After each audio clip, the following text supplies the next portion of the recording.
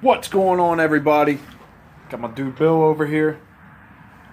It's going to help me get this Pt.8 out, get the LS Vtec in, and try to have this thing sitting on the ground tonight. Will it be running? Probably not, but like I said before, I got to mock up the intercooler piping. I got to make a down pipe. So it's going to be another couple days.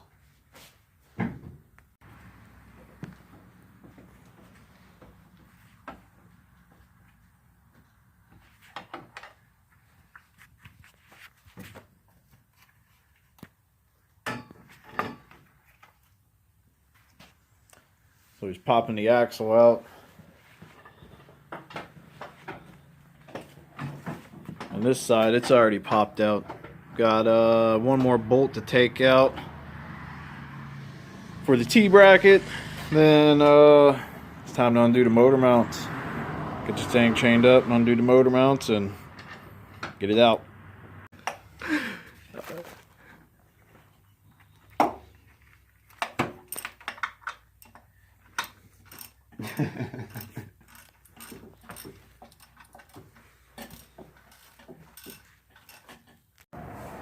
Bolts out. Alright, T-bracket's pretty much off. Oh yeah. Alright, looks like it's time to get the chain rigged up. Want me to go ahead and bust this starter off, or do you want to take it off and we go ahead and bust the bolts in the chain? Yeah, we can do it when we get it out. Alright, so we got the engine out. Got what I needed to get off of this besides the intake and fuel rail. Bill, he's getting the transmission off. And while he's getting that off, the clutch, flywheel, and all that, I'm going to start putting this in together, get the cam gears timed and all that. Bill got the transmission separated. Got the pressure plate, clutch, and the flywheel off. I'm working on this while he's working on the intake. So if we can get that mounted on. And keep running into issues with this. Either it's pulling the threads, or like that one, it broke a bolt off in it. It got tight. I don't know, because I put a helicoil in that one. I think I messed it up. So got to drill that guy out. Try to do some surgery on it, so I can retap it and put a different helicoil in it. What's going on, everybody? It's Saturday, what, April 4th? I think it's April 4th. But me and Bill, we got the motor out last night. He got, the intake off, the B16, got the intake cleaned up, got the clutch, pressure plate, the flywheel, all that, off, ready to go. I ran into some snags. The crankshaft gear for the timing belt, since it's a JDM oil pump, I had to grind the top hats off the teeth that the crank sensor is supposed to read, because it wouldn't work on that motor. Well, it'd work on the motor, just not the oil pump. My bad. So I had to grind it, to get it to fit, and got it to work. Then I ran into the issue with the water pump. Well, the threads in the block pulled. So I drill tapped it, helicoiled it, and I was putting a bolt in one, and before the bolt even got all the way in there, the bolt snapped. Like it was easy, then it got tight and just snapped. And it wasn't even going hard on it. So that's an issue. I gotta try to get that bolt out. End up breaking a drill bit, trying to drill it out. So just minor setback. I was hoping to have the engine dropped in, mounted in there. And that way, today would be, throw the axles in and get ready to start, getting the exhaust mocked up, because I have to make a down pipe. I'm about to venture out to Home Depot now and go get a little rolling crate and try to find a hardened drill bit so I could drill this drill bit and broken bolt out and hopefully have enough there to retap it and helicoil it. If not, I got an idea that might work. Wouldn't recommend it, but if it works, it works. It's an idea. So, time to get rolling. Car's warmed up, ready to hit the road. What's going on, everybody? It's Monday, fun day. Back out here in the garage after Friday. I didn't do nothing. Didn't work on this motor at all. Yeah, it was just aggravating and stressful, so went, to work. Stopped by Home Depot on the way home from work, and let's see.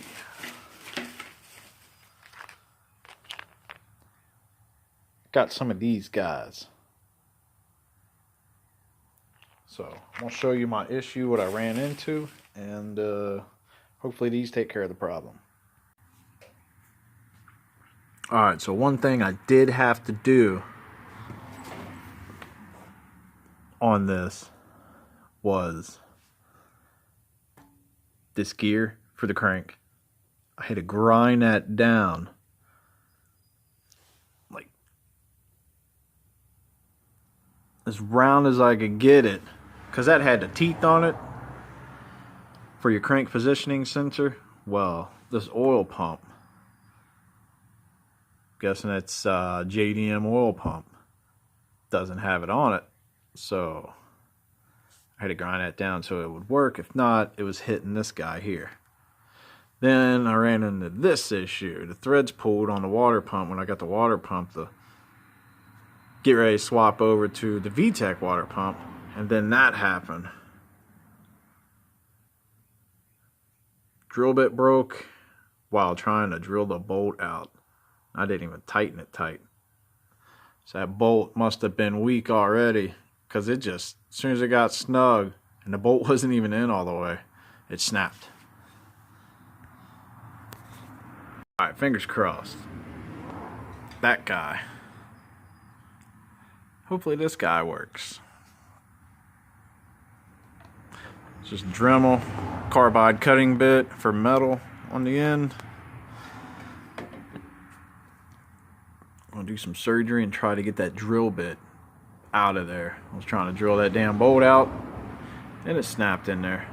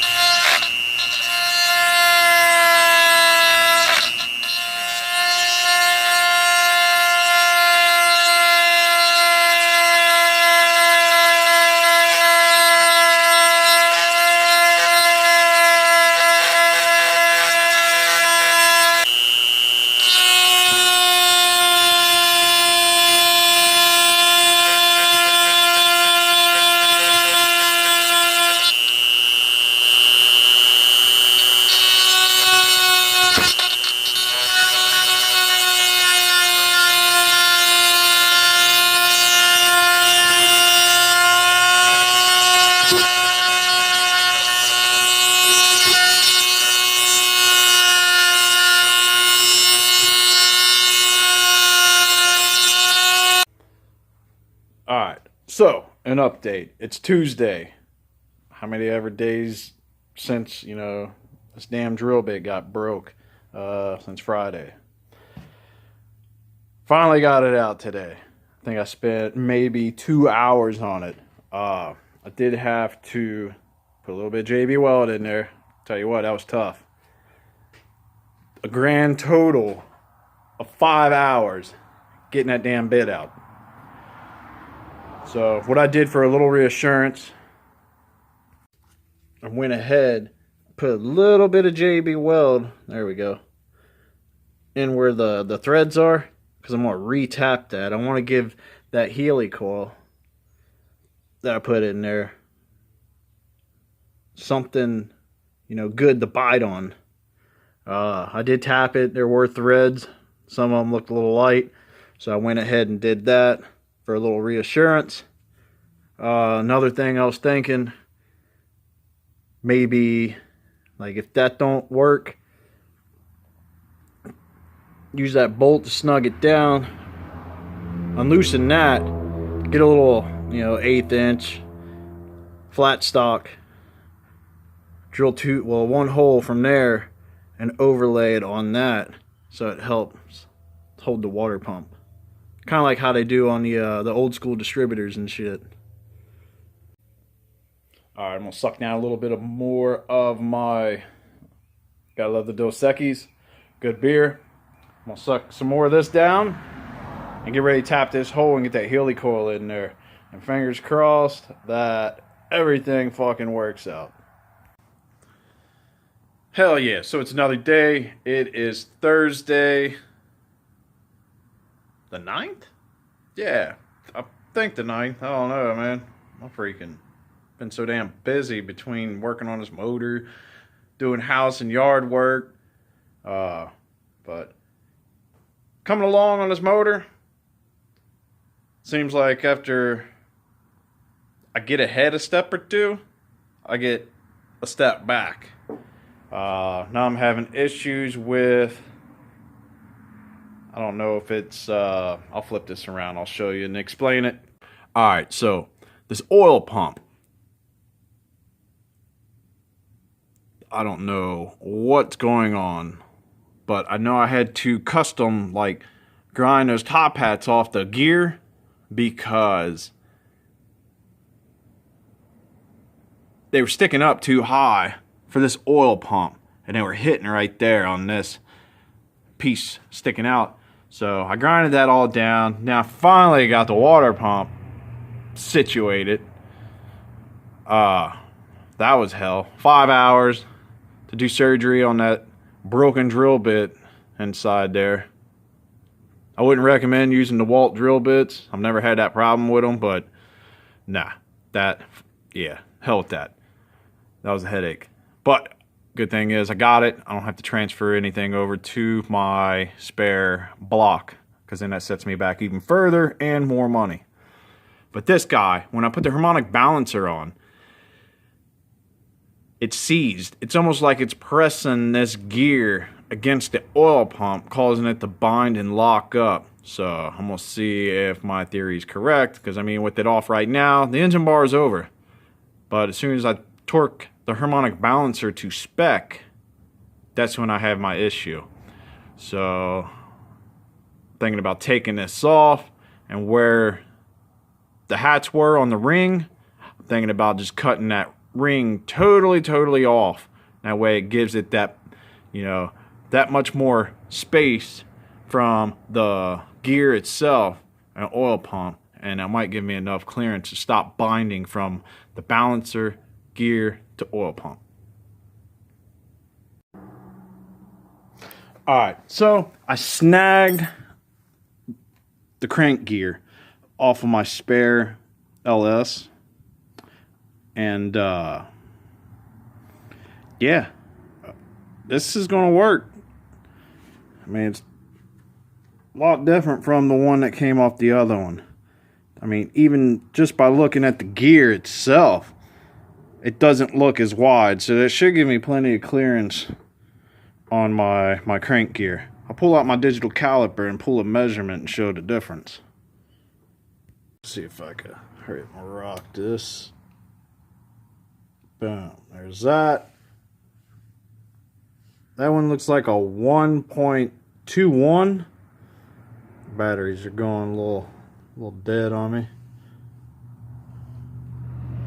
And that one's a 1.077. So that's a substantial amount difference. I mean, even just from the gear itself.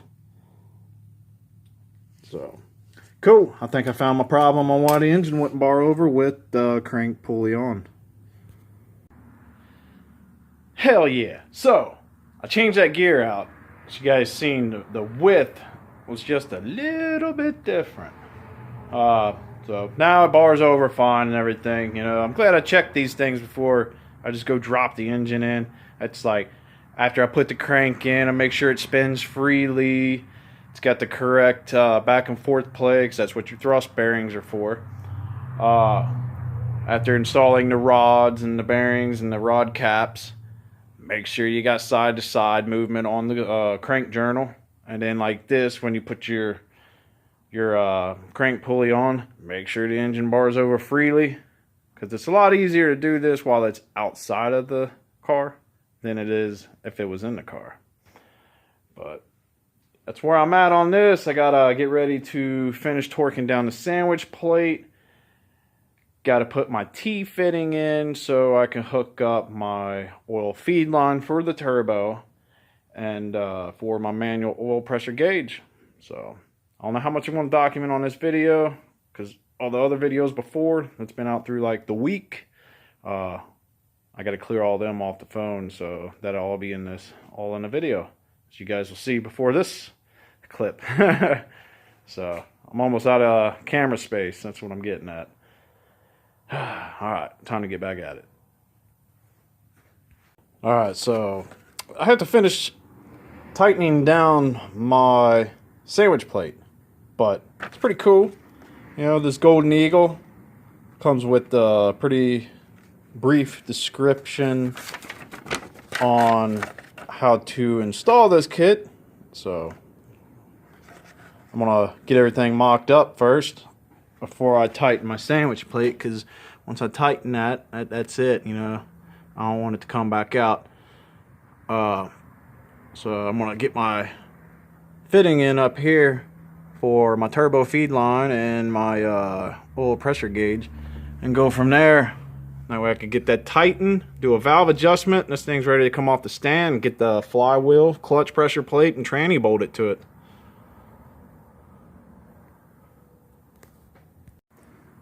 Alright, so I figured it out. You know,